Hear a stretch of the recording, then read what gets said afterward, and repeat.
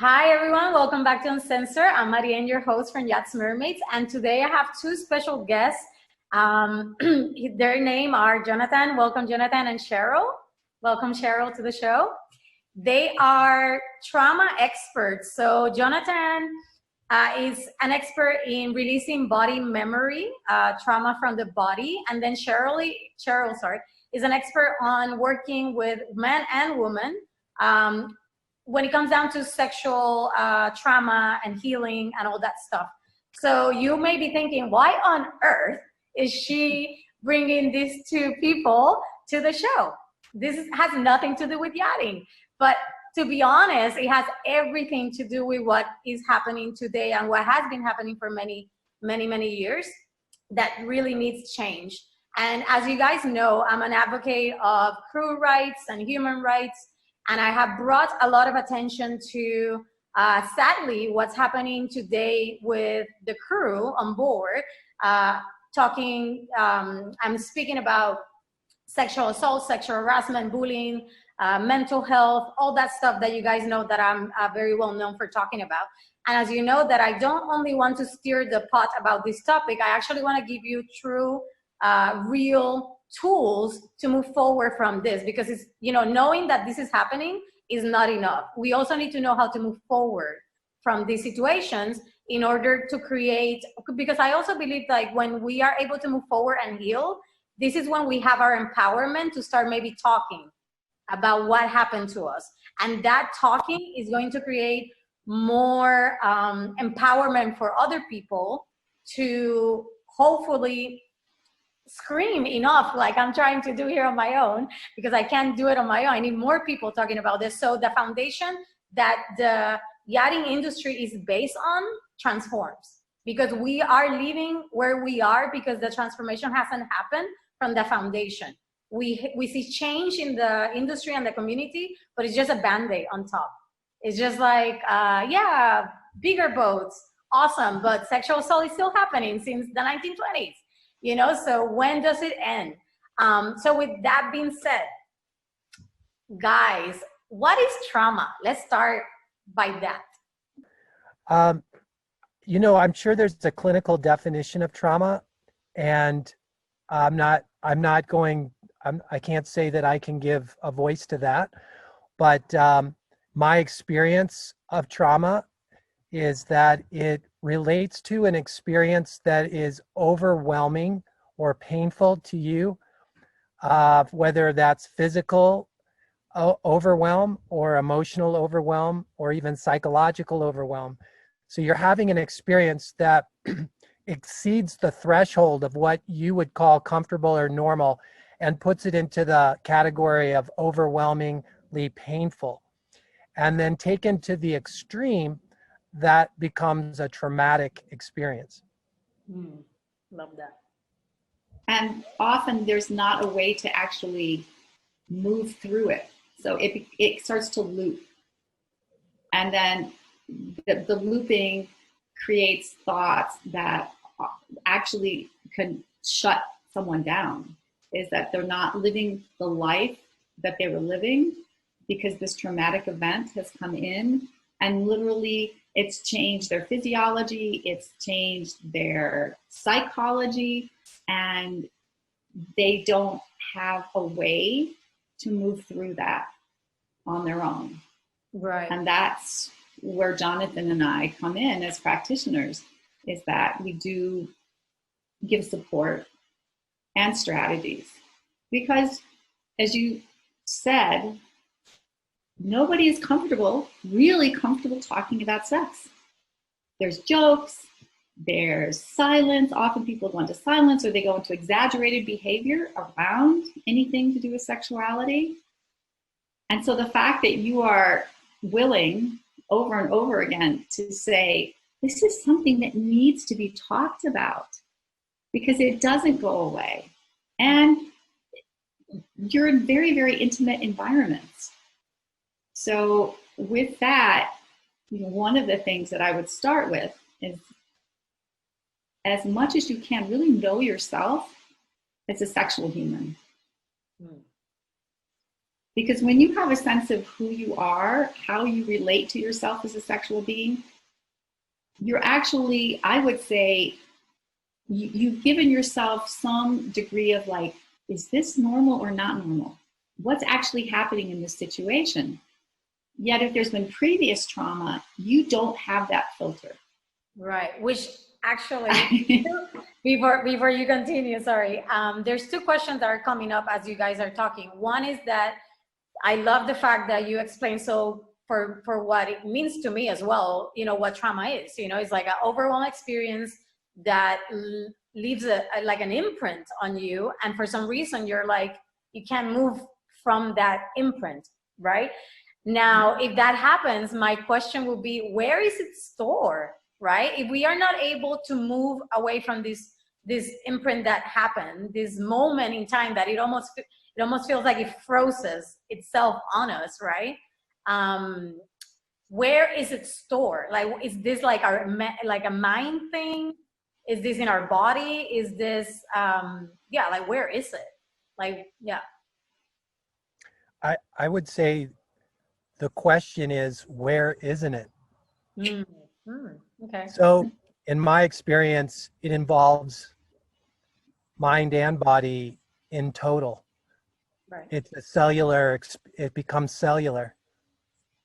It's in our tissues, it's in our fluids, it's in our nervous system. Over time, it goes into our deeper anatomy, like even our bones. It's in our energy field. It's in our meridians. You know, when you look at anatomy of a human being, you've got physical anatomy and you've got energetic anatomy. And in my experience, the entire anatomy of a human being, both physical and energetic, are involved in having an experience and are also involved in suppressing or storing an experience that's traumatic. With that being said, and what Cheryl was kind of talking about, how not having boundaries, because if you already went through a traumatic experience, you don't know, almost like, what I'm trying to, like a scale, you know, you don't have a scale where you can be like, oh, this is not okay, or this is okay. And this was like a really deep question of mine, and thinking, because obviously this is not happening to everybody, right? To a certain degree, yes, it happens in little pieces, right? Because I feel that everybody has been sexually harassed, you know, like everybody in the world at some degree. But when we're talking more about sexual assaults, right, where it's like a physical that happens, that doesn't tend to happen to everybody.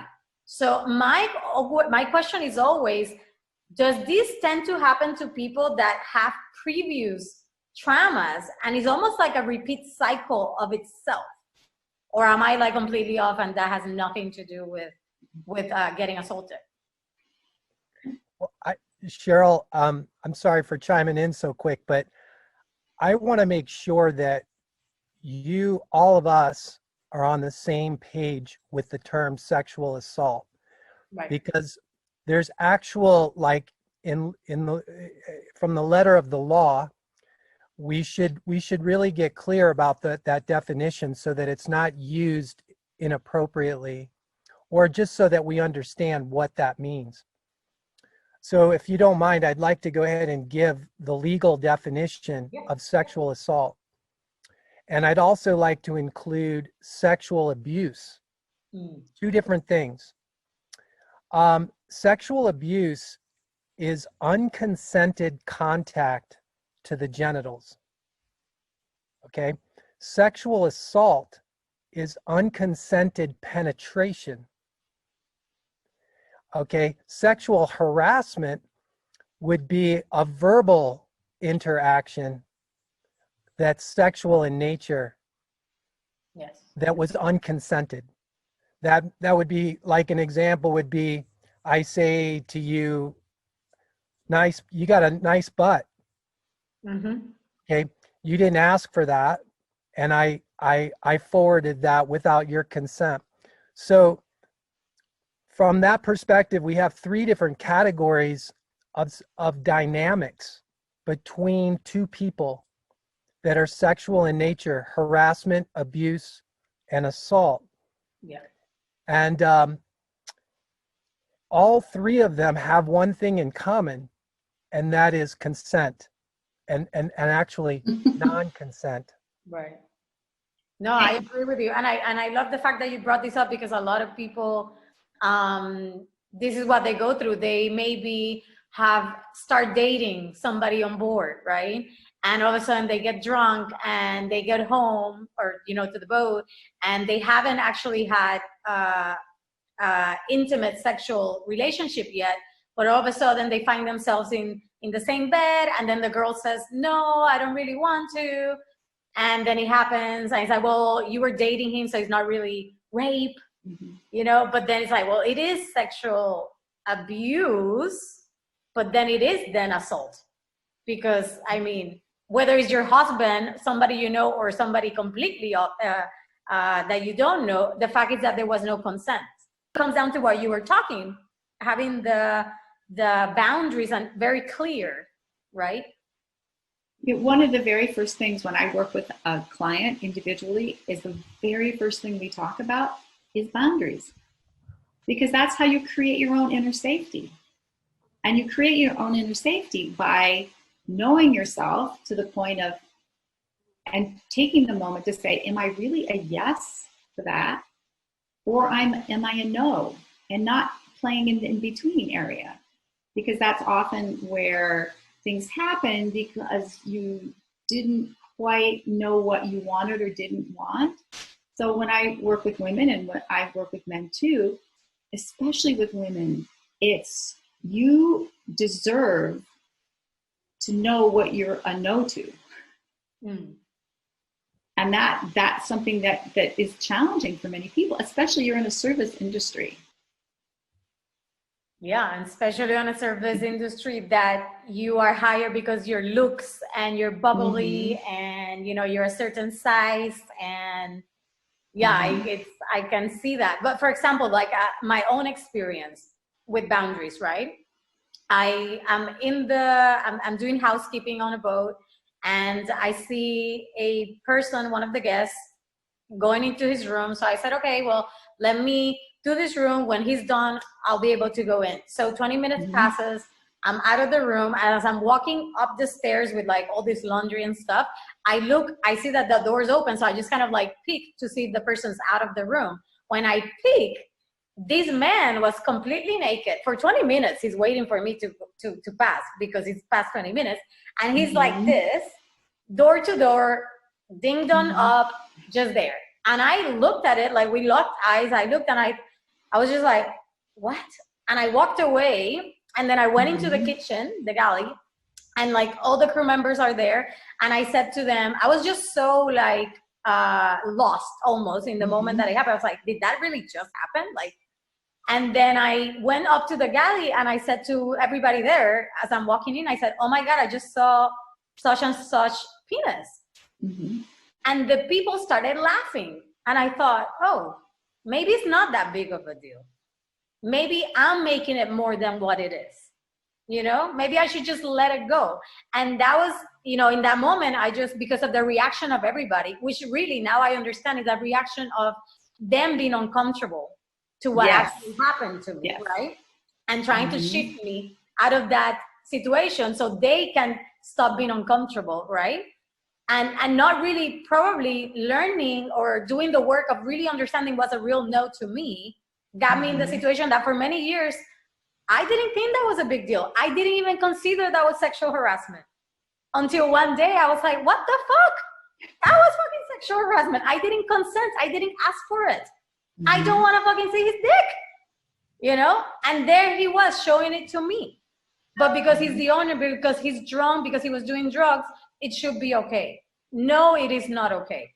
So, and I say this because I've been there where you're talking, where you're kind of like, you think you know your boundaries. How can we start moving away from, or moving towards knowing our boundaries? I mean, your situation is poignant for many reasons. One, that people are so uncomfortable talking about sex that they have to laugh or they have to dismiss it. So the fact that most people are not comfortable with other people's emotions, especially the ones that are crunchy, the ones that are hard, you know, in that case, you came in and you were like, this is not okay. I mean, there was a little bit of like shock in something like that, because there's no questioning. You saw what you saw. But then it's sort of like you're almost gaslighted, if you know that term, you know, where people are saying like, you know, you didn't, that, you know, that's not a big deal. That didn't, you know, what do you, and that starts to erode that inner safety. That starts to erode sovereignty. That starts to erode your own state of like, well, what is a yes and what is a no? And so, you know, if people, and I don't know how that would happen, but in some ways, if some dialogue can start around, and I believe that's what you're doing right now, is you're starting that dialogue. We're saying, I deserve to have my no. And I will also facilitate somebody else in their no. I won't be I won't collude, I won't push, I won't be the person who says, get over it. And I think that that's part of the culture. The changing of the culture is you talk about things you don't want to talk about. You talk about what's uncomfortable, and then you create safe places. And you are a safe person. People tell you stories, and they let you know that you are that safe person. And if there can be more safety that's created, more of those conversations can happen. And I believe it will start to change that culture. Thank you. And Jonathan, yeah? Yeah, I would like to say that, you know, historically speaking, as you've also pointed out, that there's been certain dynamics between men and women that have gone on, and they're kind of they've gained a certain level of normalcy or acceptance. And not to say it was, quote, the right or the ideal way men and women should relate, but it was just the way that it was. Men behaved a certain way, women behaved a certain way, they behaved a certain way with each other, and it was the way it was. I think what all of us here are recognizing is that that way is changing. So everybody is in a certain level of waking up to that fact. Women are no longer wanting to continue in the same way with men as they have in the past. And men are realizing that the way they've related to women in the past is no longer acceptable or desired.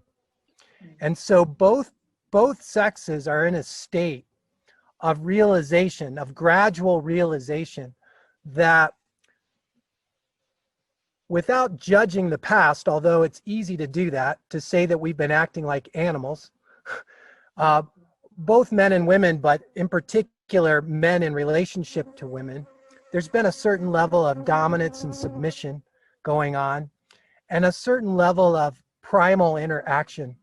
And when I say primal, I mean animal-like. And animals don't have a conscience.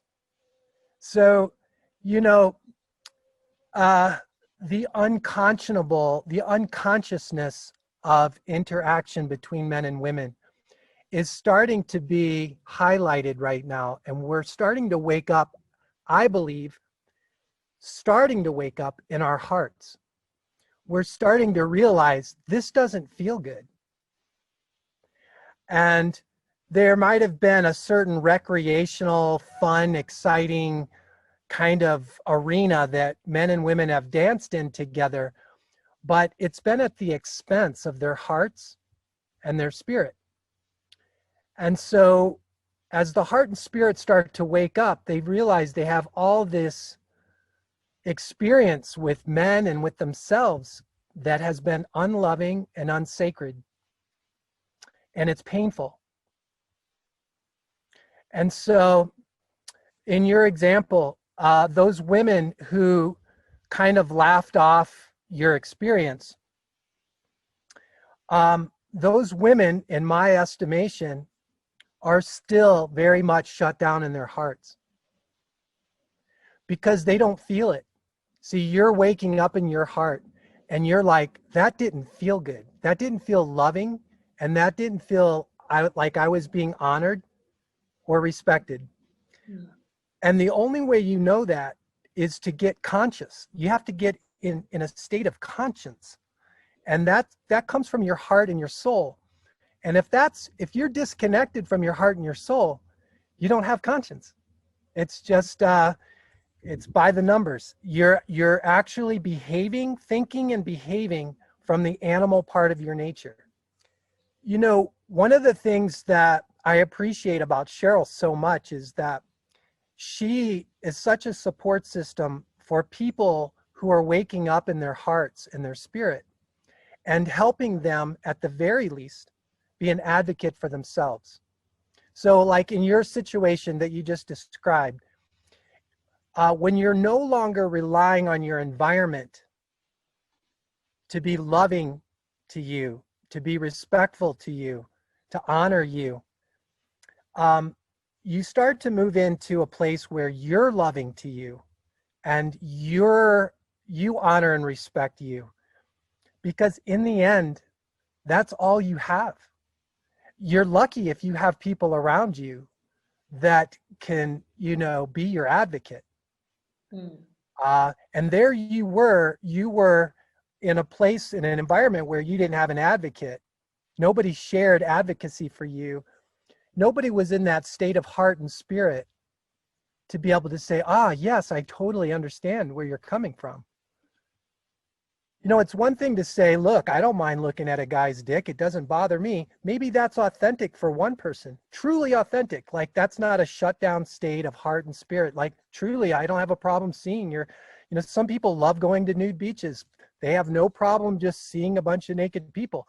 Other people are more private. They're more shy. They have more authentically, they're built differently. They need a little bit more consideration, discernment, discrimination. Not to cut you off, but I think the difference between, like, I don't have a problem seeing naked people. I think the body is beautiful. I mean, we were born naked, but there's a difference where I'm choosing to go to the beach and see people's bodies. And when the body is being shown to me, pushed to me, because it wasn't my choice. Yeah. Right. And I think that's this is the key. This is what you're describing is the absolute key, and Cheryl too, because we're talking about communication and consent, and there can't be consent without communication. And this is one of Cheryl's strong suits. I'm being an advocate for Cheryl now because, she's also been that inspiration in my life. Most of us have a challenge speaking our truth. And I will add, because this is something I would tell a client, I'm not talking theoretically. I've had sexual abuse in my past.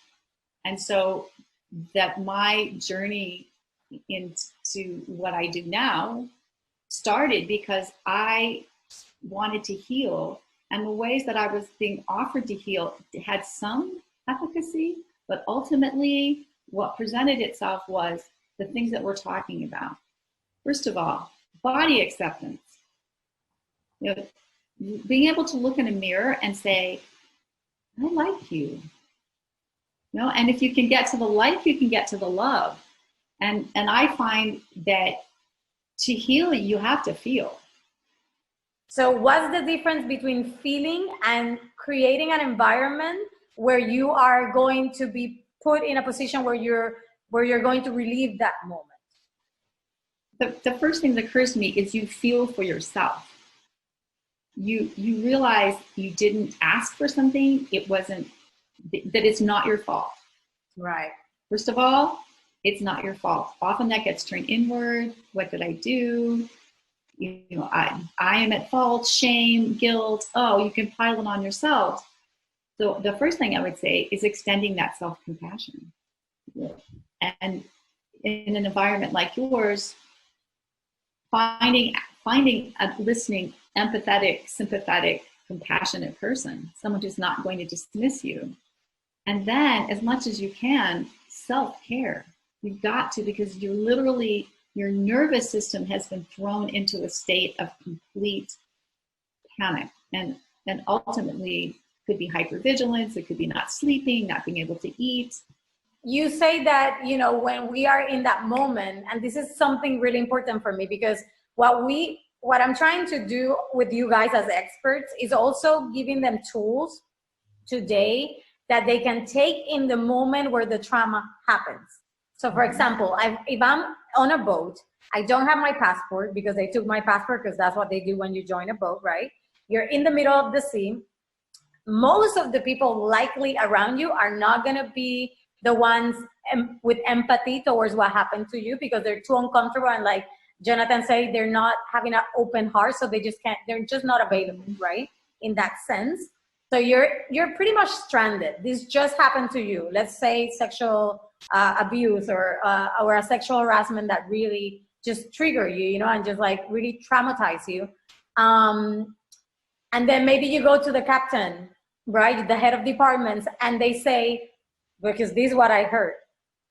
Well, don't you know who the owner is? We can't do anything about it.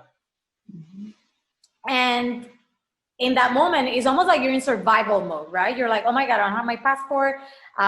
Is this gonna happen to me again? Nobody's here to like help me. What am I doing? And then this is talking to about somebody who actually was able to speak. Most of the people are not able to speak. They just kind of like go shut down, survival, and they're just like frozen. So is there a way where when this happens, you on your own can do something to start releasing that trauma that just got stored in all your field, in everything that you are, to just be able to speak and ask for help? So I'd like to chime in there and say what I hear you saying, and I totally relate to it, whether you're on a yacht or whether you're on land and wherever you're at in your life, is if you're in a disempowered state to begin with, meaning you don't have your voice, or you don't have the ability to set boundaries, or you don't have the ability even physically to defend yourself if necessary. If you're in a disempowered state and you're in a threatening situation, what do you do? And so I would say, first of all, that's like asking, what would you do? That, to me, like symbolically, that's like you're at a zoo and you just choose. Somebody says, I'll pay you $500 or $1,000 to walk into the lion's den and just stand there. And when you come out, I'll give you $1,000. So essentially what it sounds like to me, like you're describing, is that on this yacht in the middle of the ocean, a person like yourself is as vulnerable as a human being in the middle of a lion's den. You're on a ship with a bunch of animals. Yeah. So my question to you is, if you're choosing to do that. So my point is, if you want to make that clear decision, then it is your choice. You know, if that's the situation. It sounds to me more like preventative medicine, right? Yeah, preventative is not getting on the ship to begin with. Exactly. As a disempowered individual. Obviously, ideally, will be like, get to know yourself, take care of you, empower yourself so you can make better decisions and you don't put yourself in that shit. But if you're already in that shit, what can you do? Is there anything you can do to like kind of like be able to get out of that traumatic first state of like what just happened to me, to be able to ask for help, because a lot of people don't ask for help. They just shut their mouth because they are frozen almost, right? So I'm just kind of wondering if this is really something there is that we can do. This is what I'm saying is like the way you describe it, it just seems like the most vulnerable thing a person can do, especially a woman who isn't fully in her power and is in survival mode, and meaning they're making kind of decisions that are more out of desperation than out of wisdom. Totally. I can't think of a more vulnerable thing they could do than to be on one of these cruise ships, because like you say, you're there with a bunch of men who are animals, and they have the law on their side. Mm-hmm. There's no law, and then they have money, so they can always fortify themselves with lawyers and things that person can't do. You're asking a very good question, and it's very challenging. I'll have to pause and see what Cheryl can come up with. But this is good, because this is bringing the awareness of the importance of, before you get on a boat, why are you getting on a boat? Where is this decision coming from, right? Yes. Prevention. It's like, really get real with you, So really, like what you said, Cheryl, getting to know yourself. Yeah. If you're coming to a situation from a state of survival, that state of survival is going to impair judgment. You're not going to have the facility. You're not going to have the availability of your heart and your gut. You're working on a program of, I must survive, I must survive. And that, with all empathy, because truly, it's to some degree, everyone's experienced that. And the get to know yourself is a lifelong journey. It truly is. And if you could say to yourself, boy, I'm coming from a place where I'm going to make this choice. I'm going to learn about myself, because no doubt it's a very fast learning curve in a very small, intimate environment, which not a lot of boundaries. You're going to learn very quickly. So one perspective could be, boy, I know myself well enough to know I could take on a situation like this. Getting back to what could somebody do if in the moments afterwards, yes, the animal wants to get in shake. The gazelle who's been chased by the cheetah will naturally go into a place safe and shake. So there's a whole TRE, there's trauma release exercises. It's letting the body do what it can do. When there's trauma, often that cycle doesn't get continued. Like, you never got the shaking time, and now it's suppressed, and now it's going deeper and deeper into your psyche. It's embossed in your brain. Your heart is shut down. You have no intuition. So as much as there is availability, just to let the natural processes, which is shake, and then do some sort of reach out to somebody. The power of one person listening to another person can never be underestimated. The power of a heartful, present person listening to your story and not interrupting, taking it without judgment, feeling their own heart. If you can't feel their heart, maybe at least they can feel their heart, which can help you feel your heart, because we are human animals, and we respond to certain things. And one is, if someone can give you those moments, those precious moments of really taking you in, which is so much of healership, so much of what Jonathan and I do is that.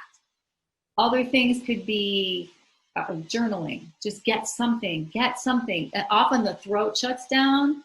So if there's not the ability to scream, because that's a very natural response, if you can get the energy going of, oh, I've got my throat, I can move through some sounds, going into just, whatever, fetal, rolling, making noises, doing something to get out of the freeze response. The freeze response has a purpose. An animal cornered will often go into freeze because they're playing dead. Right. And so you may play dead, and yet to bring yourself back into a state of at least I'm alive. Yeah.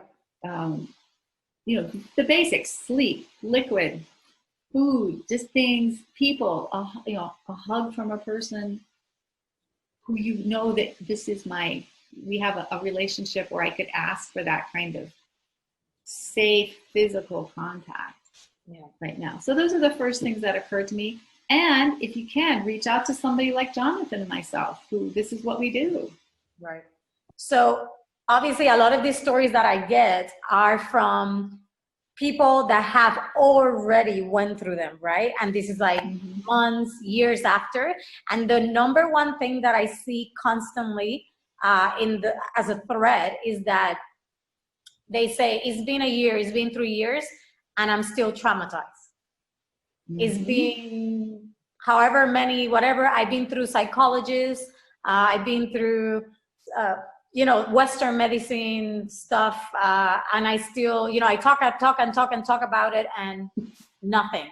So this is really where you guys are shining, really, in this moment, where I really want to help them understand there's other ways, and what is it that you guys do to help them move from that horrible traumatic experience to an empowered state that they actually look back and say, you know what, as fucked up as that was, I'm actually grateful. So I would like to get down into the nuts and bolts of that question. Experience is comprised of energy. So we have to appreciate that the physical sensations, the emotions, the sounds that comprise an experience are conducted through the body through various forms of energy: electricity, magnetic fields and waves, heat, sound, frequency, vibration. So when you really study the body from an energetic perspective, it's quite an amazing instrument in terms of its ability to conduct all types of energies. And all of these energies are communicating our experiences. So when the experience is overwhelming, that freeze response we've been talking about is a built-in mechanism to take those overwhelming energies and quarantine them. It keeps them from flowing through us. So that way it's taken out of the body in terms of flow. It's still in the body, but it's not flowing. It's kind of quarantined and sealed off, insulated. And then we disconnect from it. So like if the experience was impacting my throat, then I would quarantine the energy in my throat, and then I would disconnect from my throat. Now the good news is that helps me survive, but it also leaves me vulnerable because I'm not empowered to speak my truth because I'm not connected to my throat. So when you're not connected to your emotions as a way of surviving, you're disempowered because you don't feel now. When your heart gets hurt and you shut your heart down and you disconnect, you don't have your heart available to you for other experiences. And so the healing that you're talking about in terms of trauma ultimately comes down to restoring the flow of energy of that experience. So the physical sensations, emotions, and sounds of the experience, even the cognitive memory of it, is re-experienced as energy leaves the body. Now, you mentioned that there's a lot of talk about reliving an experience and that being not helpful. I would say that's true in a lot of cases, and yet ultimately the energy has to get out of your body. So there's no shortcutting that. There's no bypassing that. but you can titrate it. So you don't have to let the whole enchilada, the whole experience doesn't have to be re-experienced all at once. And that's where, you know, self-healing techniques and then getting a help with healing can be supportive, because what you're trying to do is titrate it. So what Cheryl was saying about letting your body shake, that's the beginning. That's letting energy move through your physical body. You don't have to feel emotional. You can just allow the physical out. And then the emotion can come out a little. You might let a few tears out, but not all of it. You know, you need to let the ultimately what you're seeking here is to complete the experience. In completing it, that means that the transmission of the energy is complete. It moves through your anatomy, through your body, through your breath, through your heart, through your voice, through your gut. It moves through as experiences do. And if you have to do that in little small increments, if you need support to feel safe and supported to come out of that freeze response, because see, the freeze response is doing the opposite. Freeze is the opposite of flow. So in all trauma, once you've survived the trauma, okay, we need the freeze response to survive. Please freeze, you know, do it. But once you're in a safe place, then then you have to thaw out. You have to unfreeze. And that's where these techniques come in, is if you're engaged in a lot of healing, but if you look at that healing and evaluate, what is it I'm doing that's helping me to restore flow? And if you're not flowing, if it's all in the head, if it's all in the diet, if it's all in I'm meditating, you know, all that's good, but ultimately it's not going to satisfy, because inside your body, there's still the frozen remnants of these experiences, energetically frozen in your body. And that freeze response creates tensions, and those tensions create more stress inside. Like Cheryl was saying, it creates circuits of stress. And instead of that stress leaving your body, it's getting internalized, and the circuit just keeps going. Then that tension also starts to disturb your body, your organs. You get indigestion, you get fibromyalgia, you get inflammation. Now you got chronic pain. Now you know, all of this is a result, all these disturbances and symptoms are a result of internalized energy that isn't flowing. So getting the flow back is the key, is to begin thawing out. And of course, to do that, you have to feel safe. And that's why it's so hard to do this on the ship, because the very place that feels threatening is the place that you're trying to heal in. It's not impossible, but it's asking a lot out of us human beings. The traumas that you're describing are, and I appreciate Cheryl was like acknowledging that, hey, look, don't beat yourself up because you're stuck in the freeze response. Like, you have to honor the fact that these are deeply and profound, painful experiences, scary experiences, and they justify your freeze response. And they also justify the healing that's needed is a safe place. And having support, having love come back into your reality, having someone who can acknowledge and deeply acknowledge the situation that you're in, and bring that loving support to you, because that's really ultimately what's happening. If you need to find a way to bring love to yourself or receive love from somebody else, because that's where the trauma is. Trauma is the absence of love. You know, you get hit by a car, not loving. You get hit by a person, not loving. Somebody yells at you, somebody says something sexist, somebody unconsentedly violates your space and your body. It's not loving. So love is, just get clarity that diet helps, exercise helps, meditation helps, cognitive therapy helps, but it's not a substitute for love. It's not for receiving self-love or receiving love through a practitioner that creates that it's okay, it's safe to flow again. It's safe to cry, not to avoid the tears, safe to feel the tears, safe to shake, safe to scream at the top of your lungs, safe to let the very thing that went into you out. Thank you. Yeah. I mean, I know. I was just like, I love you, my brother. I just want to acknowledge to every person who will hear this podcast that your power to survive and your power to heal are equal. So sometimes we underestimate our power to flow, to unfreeze. I don't know if I can do it. It may be too much. And so what people don't, I certainly didn't realize till later in my education and my own healing process, is that we are all built with the inner resources to survive and to transform, both. We're very aware of our resources to survive because it's primitive. It happens automatically. You don't have to learn it.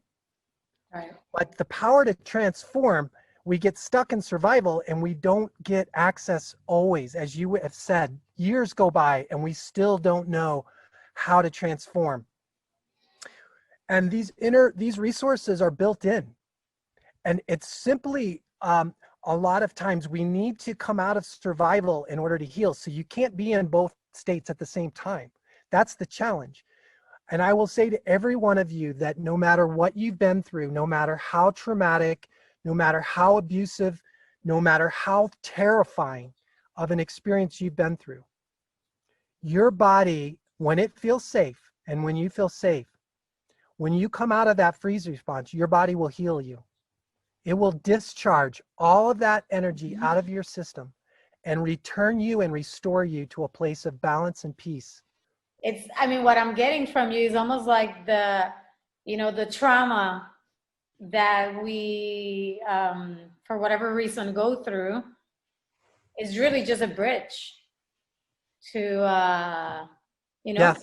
to growing and to getting to know who we really are in a way that we have not even considered, probably, for many people that are listening, Amen, sister.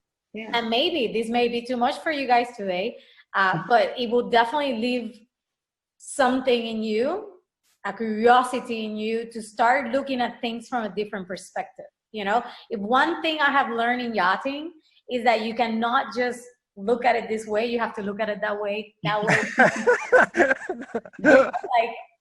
And I'm talking about like cleaning a toilet, you know what I mean? This is what I learned from cleaning a toilet, to look at life from every single perspective, because depending on where you're sitting, things are going to look differently.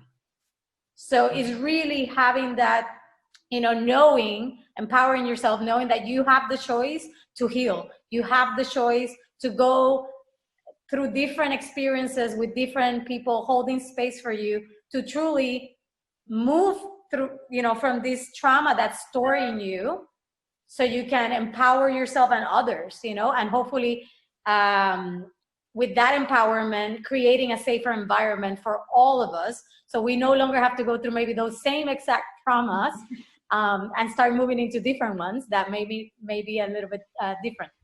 So with that being said, how can they find you guys?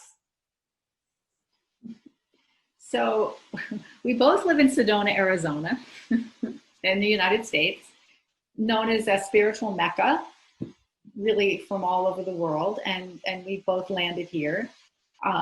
So people do come to see us individually, really from all over the world. CherylGood.live is my website. So Cheryl with a C, CHERYL, good. Just and don't worry, guys. All the links are going to be below the video. Great. Video, so you can just click. Yes. So you can find us on our website. Awesome. And do you guys, just out of curiosity, because, we as crew members, we're everywhere around the world and we're never in one place. So do you guys work with people online? Is this something that potentially can maybe start online, and then if it needs to be held in a physical space, then that's something that obviously will move towards that